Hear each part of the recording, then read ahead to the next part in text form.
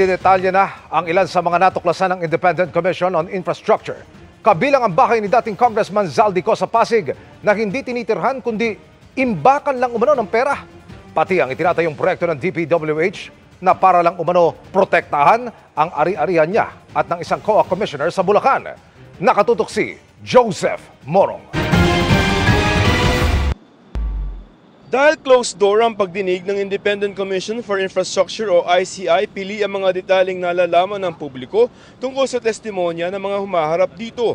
Pero sa 19 na pahinang interim report ng ICI, masisilip ang ilang detaling isinawalat ng komisyon. Sa testimonya ni dating DPWH Engineer Henry Alcantara, sinabi niyang si dating Representative Zaldico ang naging proponent o nasa likod ng nasa 35 billion pesos na halaga ng mga flood control project mula 2022 hanggang 2025. Ayon kay Alcantara, ilang beses siya nagdala ng pera bilang advance kay Ko sa kanyang mga isinulong na proyekto. Sinabi naman ni DPWH Engineer Henry Alcantara na siya mismo ang naghahanda ng kahon-kahon at mali-malit ang pera kay Ko na tig 30 hanggang 50 million pesos. Sa huling delivery ni Hernandez, bago pumutok ang issue sa flood control projects, doon na raw niya nadiskubre ng bahay ni Ko sa isang exclusive village sa Pasig, ginagamit lamang bilang imbakan o taguan ng mga idinideliver na cash kay Ko.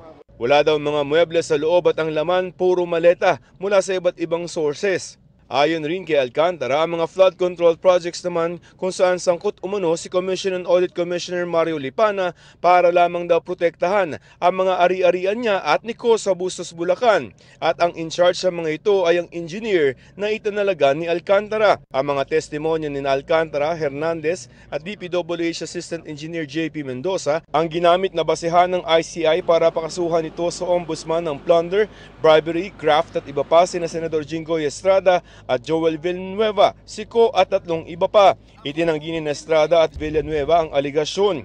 Hinihingin pa namin ng reaksyon sina Ko at Lipana. Para sa GMA Integrated News, Joseph Morong, nakatutok 24 oras.